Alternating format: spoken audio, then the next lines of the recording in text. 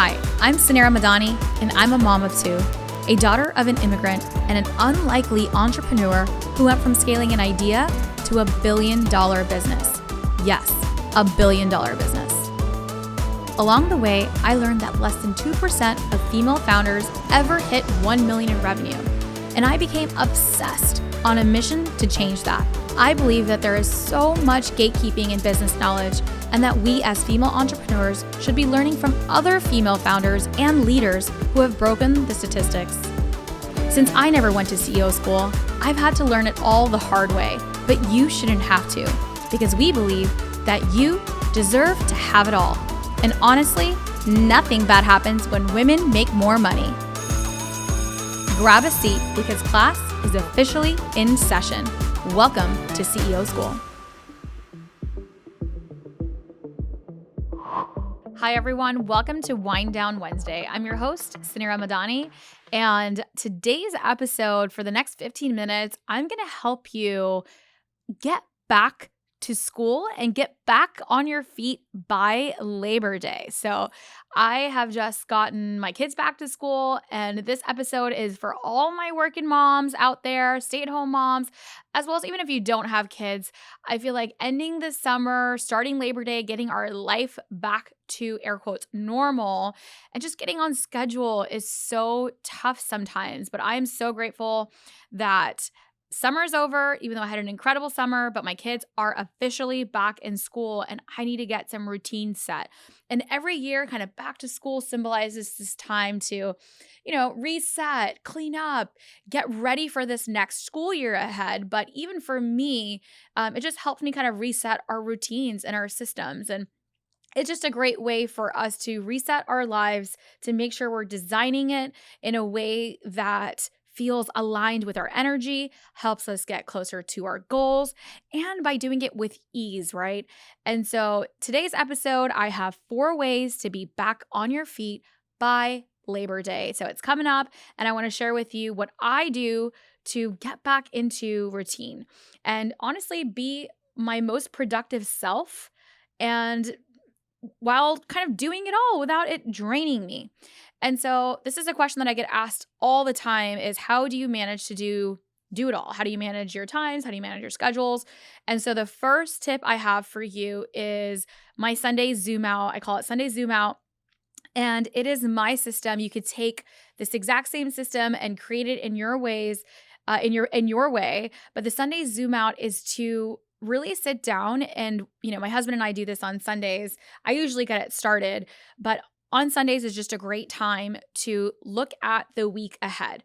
Who, what, where. So what is it that we need to get done? Where does everybody need to be? Who are the stakeholders? What's happening for the week? And it's really about taking a look and seeing what needs to be adjusted and getting your family and your partner on the same page on schedules, big events going on, days off or doctor's appointments, and just all the things, just to make sure that we're all on the same page of here's what's happening in life for the week ahead. But I kind of take my Sunday Zoom out a bit further, not just in life, but of course in business too. I sit down and I take a look at my calendar for the week ahead for work as well, because my work life is integrated into my personal life. And so I make sure that energy levels are matching. If there's something that's happening for the kids, or, it's a friend's birthday, if I need to get out of work earlier, everything kind of aligns with my schedule.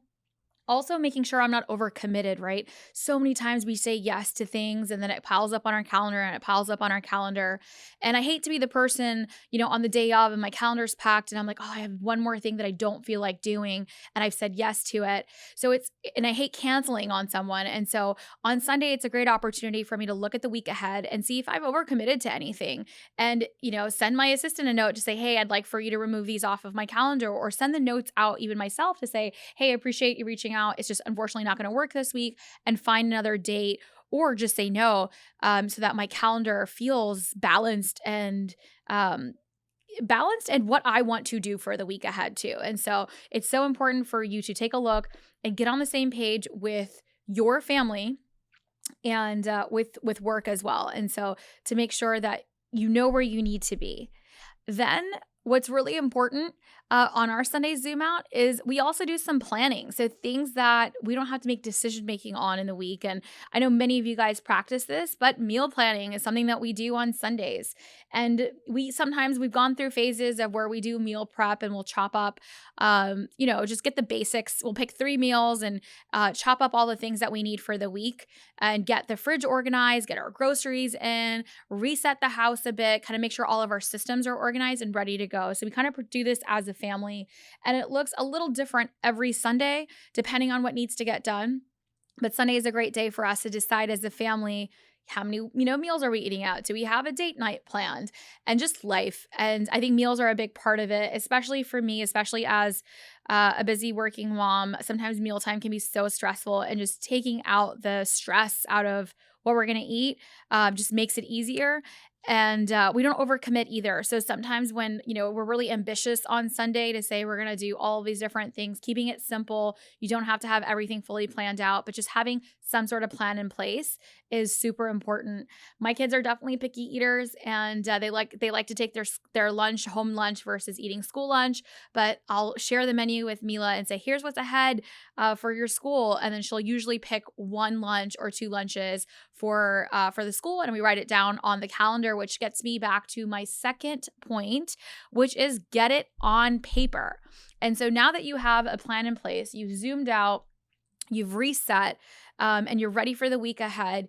I love getting things on paper. And so schedules, calendars, routine, drop off, pickup times, just making sure everything is aligned. And whatever your systems are, I have my systems for work, I have my systems for home, and it usually in both of them involve whiteboards and post-it notes. But just get it on paper and make sure that you're doing your Sunday Zoom out.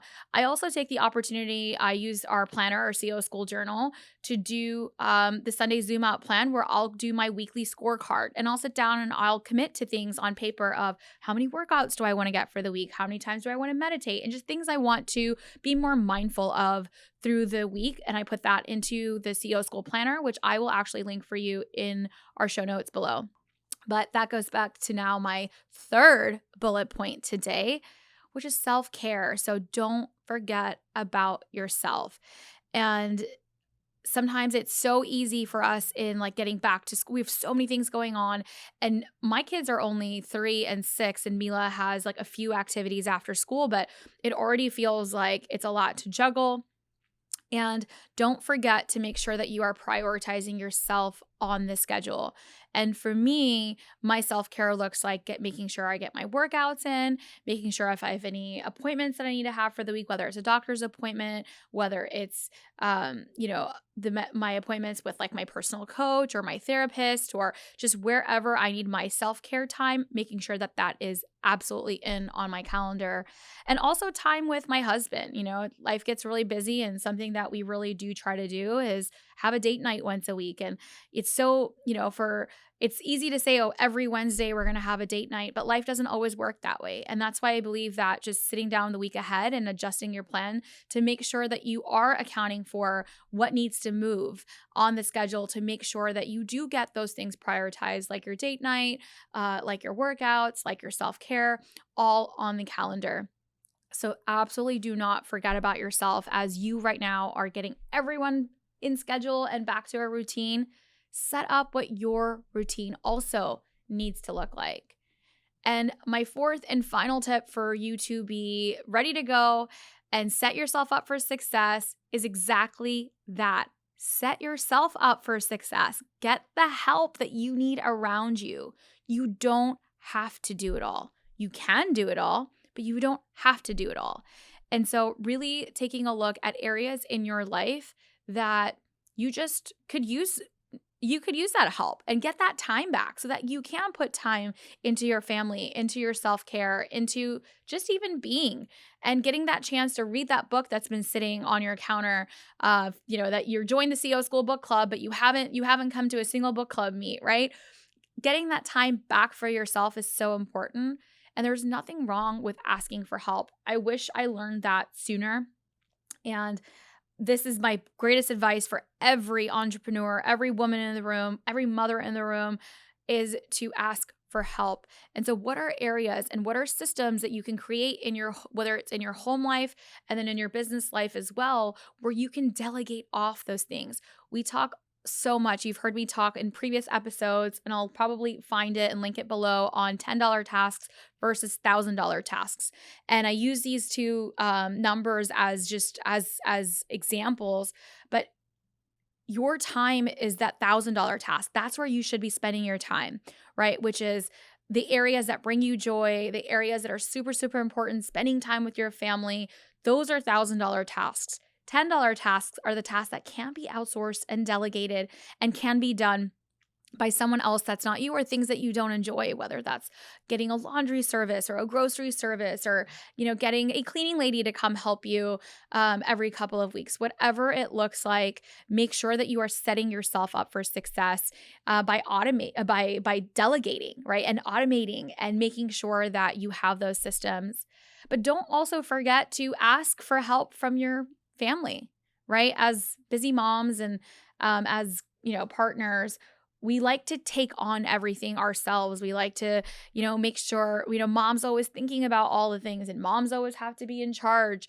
And we are that perfectionist to make sure that everything is perfect for our kids. And it's important for us to ask for help and also delegate out to our partners and also delegate out to our kids. And it's not going to be perfect, and it's going to be messy. And you're right. It's not going to be exactly the way that you do it, or that that you want it to be done, but it's good enough. And there's also a joy in having them participate and seeing that responsibility for themselves as well. So asking for help, whether it's with delegating some tasks to outside help, to automated tools like grocery apps, etc., into your family, right? And to your neighbors and to your friends, to say, hey, this is when I need help. And trading services as well. That's definitely a thing I see lots of busy working moms do. And making sure that perhaps, let's say you have pickup drop-offs that are with your friends, or there's ballet and there's blank, and maybe you take the kids after school one day of your friends that go to the same school, and they can have a night off, and you can trade time that way as well. So there's so many creative ways for you to set yourself up for success, no matter what budget you have. But most importantly, I want you to have your time back and design the life that you want.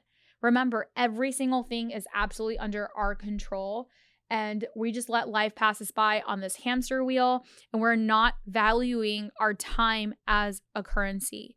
And so get your family on the same page, get your partner on the same page, get your team on the same page, and get everybody on the same page that time is your most valuable asset. It's their most valuable asset, and prioritize the things that are important as a family, and create a system. And for me, our Sunday Zoom out is a perfect time for us to come together and make sure that we are set up for success. And I'll recap my notes here for you. So it's number 1 is Sunday Zoom out. 2, getting it all on paper, not forgetting about yourself and making sure self-care is part of that. And lastly is asking for help and setting yourself up for success. I hope you guys enjoyed today's quick episode on how we can get back into an amazing routine, but also absolutely crush all the things that are important to us in life. I will see you next week on Wind Down Wednesday. Thank you for tuning into today's show. If you loved it, leave us a review.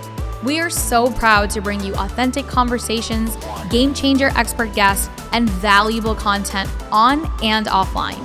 The best compliment you can give us is by screenshotting today's show and tagging us on Instagram at CEO School and at Suneera Madhani.